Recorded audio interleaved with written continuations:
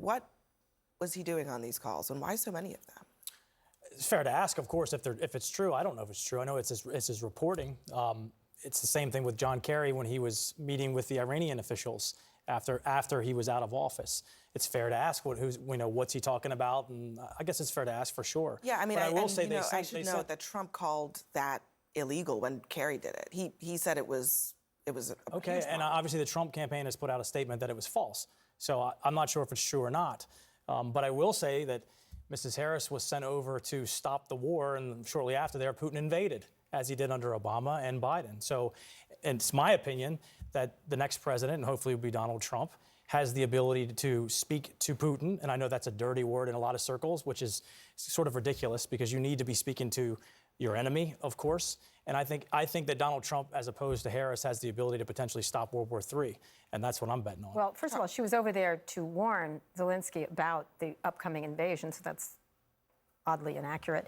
It's not oddly inaccurate. That's absolutely not true. No, she was over there to talk. And she was over there for a show of force to deter Putin from invading. She was over there to also, that's why she was there. People didn't believe that they were going to invade, and they had intelligence, including in the Woodward book, about this.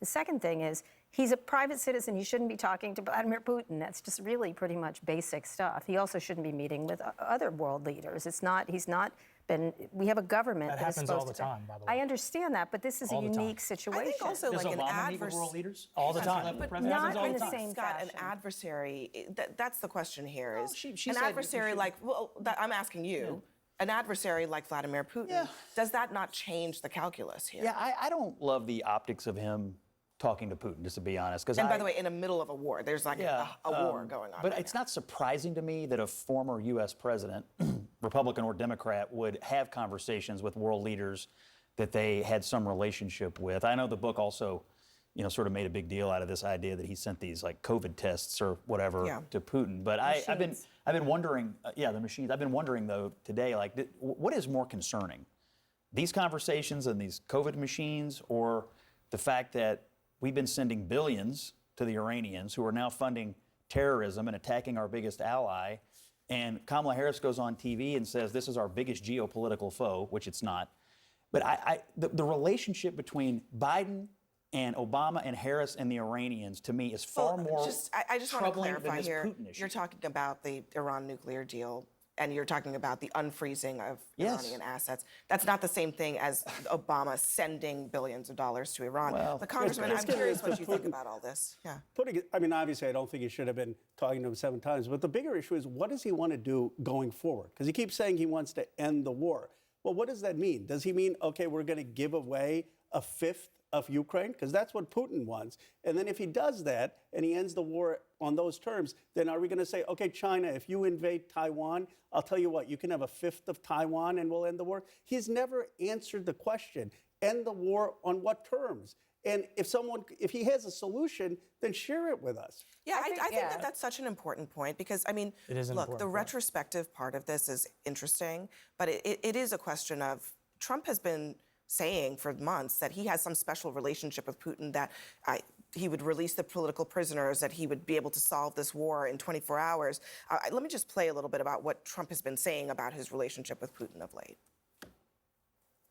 I know Putin very well. I have a good relationship, and they respect your president, okay? They respect me. They don't respect Biden. I got to know President Xi of China and Putin of Russia. Got to know a lot of the leaders. They're tough cookies and smart. We have a very good relationship, and I also have a very good relationship, as you know, with President Putin. I hope we have more good relations. We're going to have, I see. Yeah, but it takes 2 to tango. I think the thing that is... It's just incredible. But what is he going to do? What is the actual plan? Can I say something? That is what Americans want to know. I'll be brief here. The only thing I'll say is that I think the reason why former presidents talking to international and foreign leaders might happen all the time.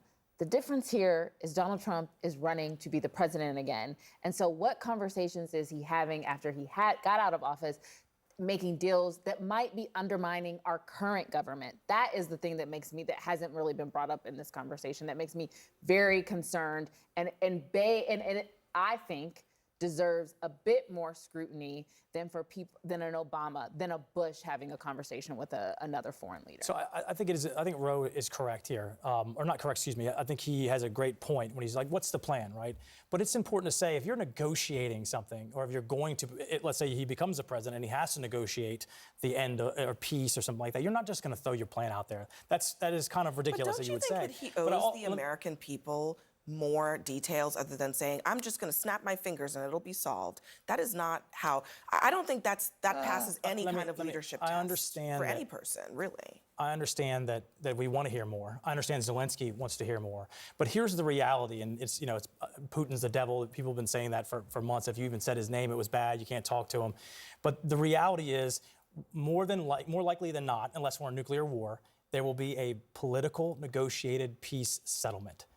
And how that goes down, what it looks like, what the plan is, you can't say it right now because you just don't know. It's unrealistic to say what's your plan for the peace settlement right now. Well, put all your cards on the table right now. It's just unrealistic. You'd want that specificity from Kamala Harris. And here's the thing. I don't. Let me just say this. I don't want that.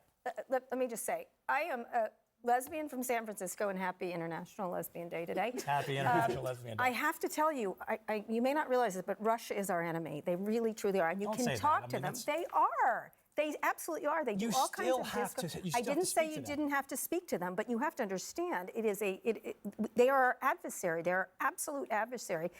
I can't believe I'm more conservative than you on this. So is China. You aren't more conservative than me. I'm not someone who just has to put a Ukraine flag in my front yard. Because hold on, the reality is, for the last few years, as Roe knows, I've been helping out substantially in that conflict. So I'm trust me when I say to you, I'm more conservative than you. I want to end that. But the reality is, it will be a political solution. I think that's what's going to happen. I think you're both making correct points. I agree with you. They are the enemy, and I agree with you. We do have to talk to them. I think the point Trump has continuously made is, I will command more respect from all parties involved than Harris or that Biden has.